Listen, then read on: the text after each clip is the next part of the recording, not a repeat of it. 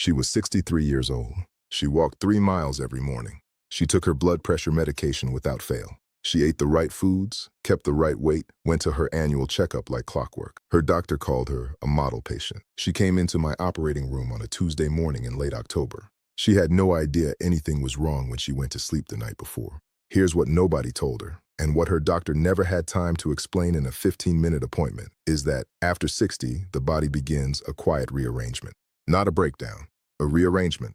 And some of the things that protected her heart for decades had slowly, silently stopped working the way they once did. The habits that were keeping her healthy were no longer enough. And a few things she considered completely harmless had been working against her for years. Today, I'm going to tell you what she never knew. 5 things that quietly damage the heart after 60. Not exotic conditions, not rare events. The ordinary invisible things. The ones happening in your home, in your kitchen, in your bedroom, right now. Stay with me. My name is Dr. Richard Harmon. I'm a cardiothoracic surgeon. I've spent 31 years in the operating room.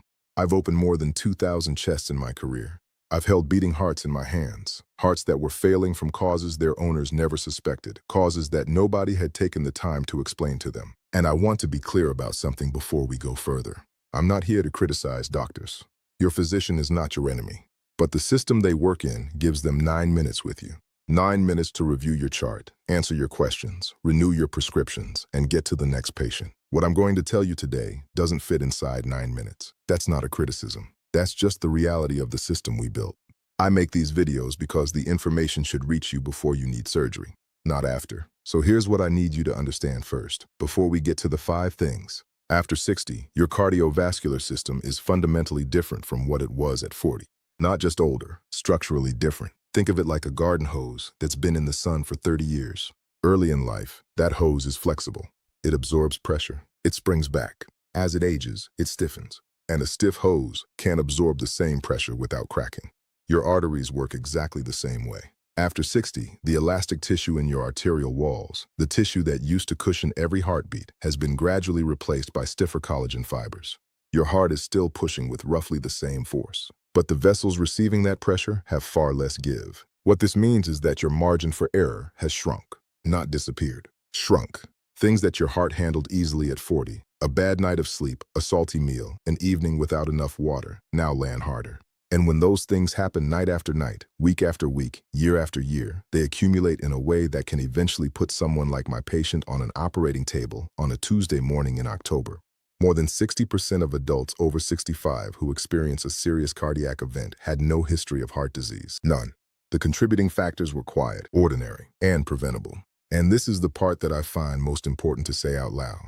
Prevention does not require a complete life overhaul. It requires identifying the specific things in your specific daily life that are quietly adding load to a system that is operating with a smaller margin than it once had. Small inputs, consistent, over years. That is what causes most of what I see in my operating room.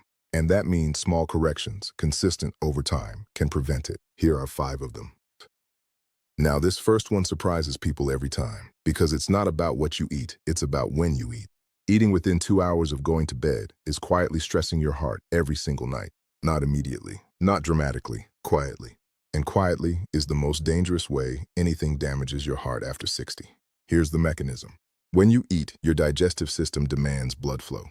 Your body redirects circulation away from other systems and toward your gut. At the same time, your insulin rises. Your blood vessels dilate slightly, and your blood pressure shifts. In a younger body, all of this is handled smoothly. The system adapts without missing a beat. After 60, that garden hose we talked about has less flexibility. The rapid redistribution of blood flow during digestion creates pressure fluctuations. Your arteries now struggle to manage cleanly. But here's the part most people don't hear about. After 60, your body is supposed to experience what cardiologists call nocturnal dipping, a natural 10 to 20% drop in blood pressure during the first few hours of sleep. This drop is not incidental. It is protective. It gives your heart a genuine period of reduced workload every single night. But when you eat close to bedtime, digestion keeps your blood pressure elevated. The dip is delayed. Sometimes it doesn't happen at all. And a heart that never gets its nightly recovery window accumulates stress over months and years in ways that don't show up on a standard annual blood pressure reading. Let me ask you something. What time did you eat dinner last night? What time did you go to sleep? If the gap between those two answers is less than 2 hours, this item applies to you. The fix is not complicated. Give yourself a minimum of 2.5 to 3 hours between your last meal and bedtime. Not next week, starting tonight.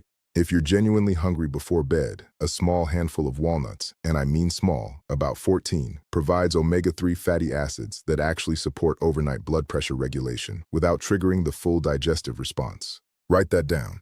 And if you're someone who finds it nearly impossible to eat earlier because of schedule or habit, start by shifting dinner back by 30 minutes for 1 week. Then another 30 minutes the following week. Small, sustainable steps consistently applied will do more for your cardiovascular health than a dramatic change you abandon in 2 weeks. The goal is simply to give your body the gap it needs. That gap is free. It costs nothing. And it begins protecting your heart tonight. Here's where it gets complicated. Because the second thing, quietly damaging your heart after 60, isn't a food. It isn't a medication. It's something your doctor almost certainly celebrated when you first got the prescription.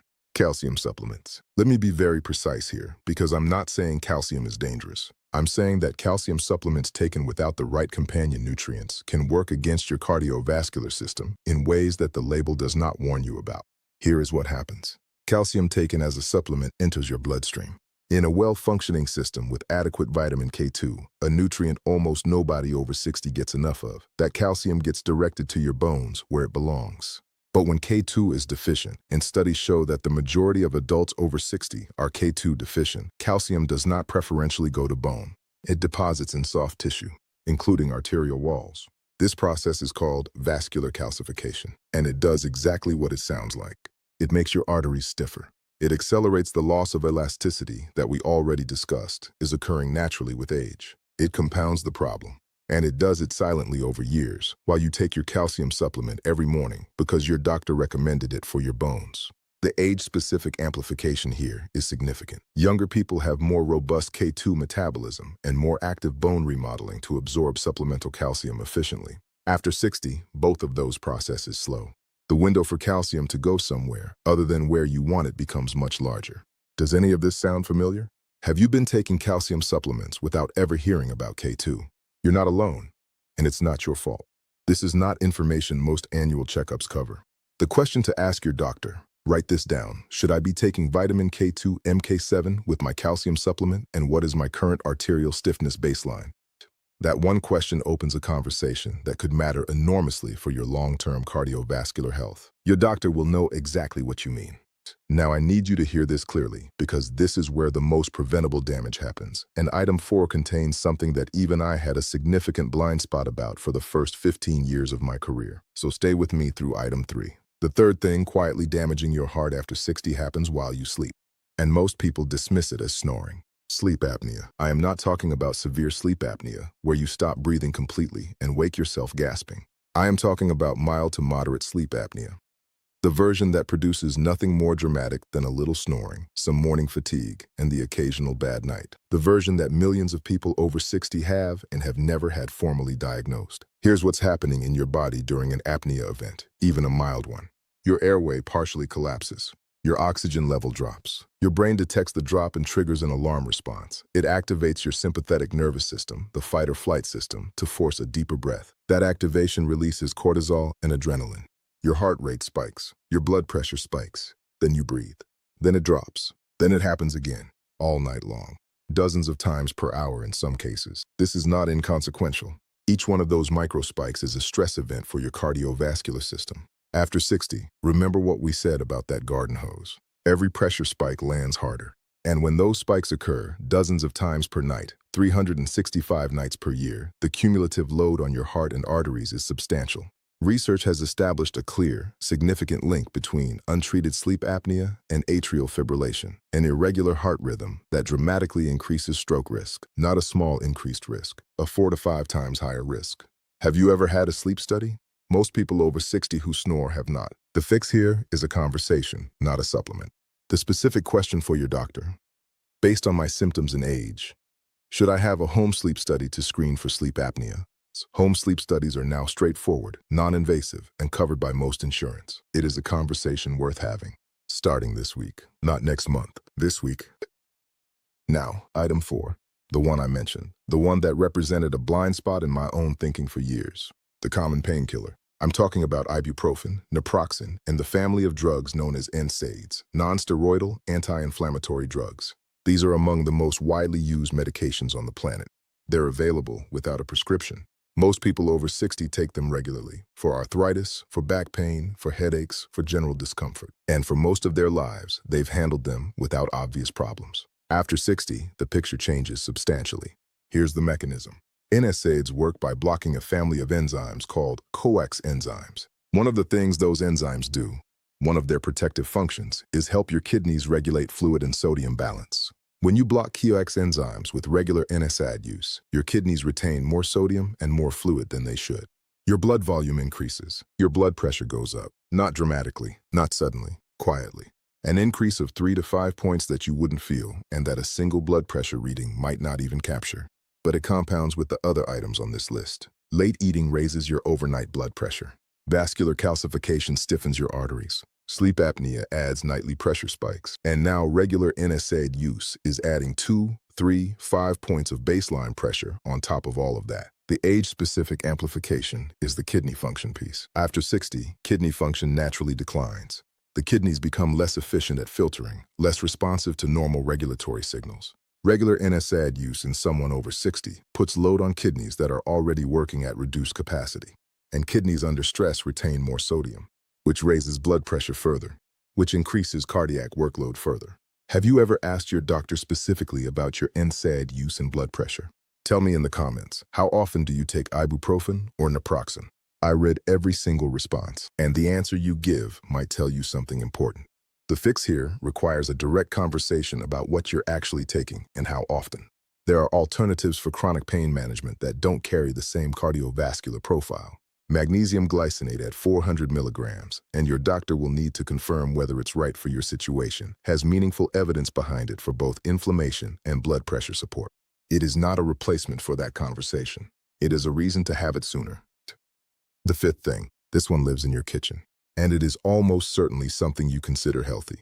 The cooking oil, not all of it. Specifically, the seed oils, vegetable oil, canola oil, sunflower oil, corn oil, soybean oil, that fill most pantries and stock most restaurant kitchens. These oils became dietary staples in the late 20th century, when saturated fat was identified as a cardiovascular villain. Seed oils were the replacement. Lower saturated fat seemed safer. The problem is, what happens to these oils at cooking temperatures? Seed oils have a high proportion of polyunsaturated fatty acids. At high heat, the temperatures involved in frying, sautéing, roasting, those fatty acids oxidize. They break down into compounds called aldehydes. Aldehydes are toxic to blood vessel walls. They promote inflammation in the arterial endothelium, the delicate single-cell lining of your arteries that regulates everything from blood pressure to clotting to arterial flexibility. Inflamed endothelium is damaged endothelium, and damaged endothelium is where cardiovascular disease begins. Now here's the age-specific issue. After 60, your body's antioxidant capacity, its ability to neutralize oxidative compounds like aldehydes before they cause damage, has declined from its peak. You produce less of the internal antioxidant enzymes that would have handled this load 20 years ago. The same oil, cooked the same way, in the same pan, does more damage in your kitchen at 65 than it did in your kitchen at 45. The fix here is one of the simplest and least expensive changes on this list. Replace seed oils with extra virgin olive oil for lower heat cooking, and with avocado oil, which has a much higher smoke point and does not oxidize the same way, for any high heat cooking. That one substitution removes a significant source of chronic vascular inflammation from your daily life, starting tonight. And I want to be clear. This is not about fear. This is not about making your kitchen feel like a medical facility. It is about one straightforward swap. Look at the bottle in your cabinet right now. If it says vegetable oil, canola oil, sunflower oil, or corn oil, replace it when it runs out, or replace it this week. The difference in cost is minimal. The difference in what lands on your arterial walls over the next 10 years is not minimal. It is never too late to make that change. I want to be honest with you for a moment. Not as someone who makes health videos, as a surgeon. I have stood at an operating table at 3 in the morning holding a heart that had been quietly failing for years, while its owner lived a careful, health-conscious life. I have looked inside bodies and seen arterial walls that had been slowly damaged, not by one dramatic event, but by the accumulation of ordinary things. Late dinners, the calcium supplement on the nightstand, the snoring that everyone in the family had accepted as normal. the ibuprofen taken every morning for the back that never quite healed, the canola oil that seemed like the responsible choice. I have walked into waiting rooms at dawn, and I have spoken to families who had said goodnight to someone healthy, someone who walked every day, someone who watched what they ate, someone who went to their checkups, and received a phone call before sunrise. In case after case, the contributing factors were not mysterious. They were the background noise of ordinary life. And that background noise, accumulated year after year, had quietly crossed a threshold that nobody had warned them was approaching. That is why I make videos like this one. Because the threshold should not be a surprise. Because you deserve to know exactly where it is and what it looks like before you get anywhere close to it. I want to tell you about a patient. I'll call him Gerald. 68 years old, retired school teacher, the kind of man who still volunteered at the library on Thursday afternoons. He came to me not after a heart attack, but after a sleep study his wife had finally convinced him to take. The results showed he was having 64 apnea events per hour. 64. His blood pressure was elevated. He'd been taking ibuprofen daily for knee pain for 7 years. He was cooking exclusively with vegetable oil. He'd been taking a calcium supplement without K2 for a decade. No single one of those things had triggered a crisis. Together, they had built one quietly over years. We worked through the list, systematically, carefully, with his primary care physician involved at every step. CPAP therapy for the sleep apnea, a pain management approach that got him off daily NSAIDs within 90 days. Olive oil in the kitchen, K2 added to his calcium. Dinner moved up by 3 hours. 14 months later, Gerald had reduced from 3 blood pressure medications to 1. His inflammation markers were normal for the first time in years. He sent me a photograph of himself at the top of a hiking trail with his grandchildren. The first thing he said when I saw him for follow-up was, "Why didn't anyone put these pieces together sooner?" That question has stayed with me. It's a significant part of why I'm here. Let me give you a clean summary of everything we covered today. 1. Eating within 2 hours of bedtime disrupts your heart's natural overnight pressure recovery. Give yourself 3 hours, starting tonight. 2. Calcium supplements without vitamin K2 can contribute to arterial calcification over time. Ask your doctor specifically about K2-MK7. 3. Mild sleep apnea produces nightly cardiovascular stress events that accumulate into serious risk. If you snore, ask about a home sleep study. 4. Regular NSAID use, ibuprofen, naproxen, raises blood pressure and adds kidney load after 60 in ways that compound with other risk factors. Have a direct conversation about your pain management options. 5. Seed oils oxidize at cooking temperatures and produce compounds that promote arterial inflammation.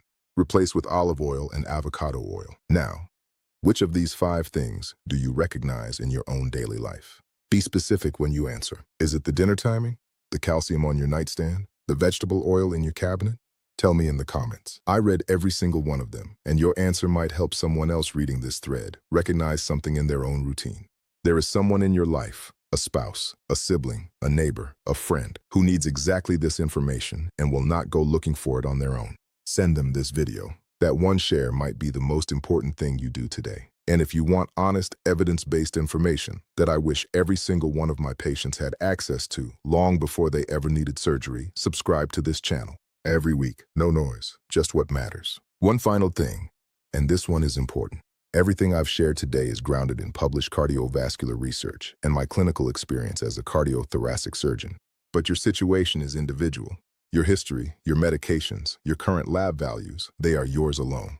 Before changing anything, any supplement, any medication, any routine, please have that conversation with your own physician first. That conversation is not a formality. It is the whole point. Better information leads to better conversations. Better conversations lead to better outcomes. That is the chain that matters. Hold on to that. Your heart has been working for you every single minute of every single day for 60, 70, 80 long years without ever asking for anything in return. Give it exactly this.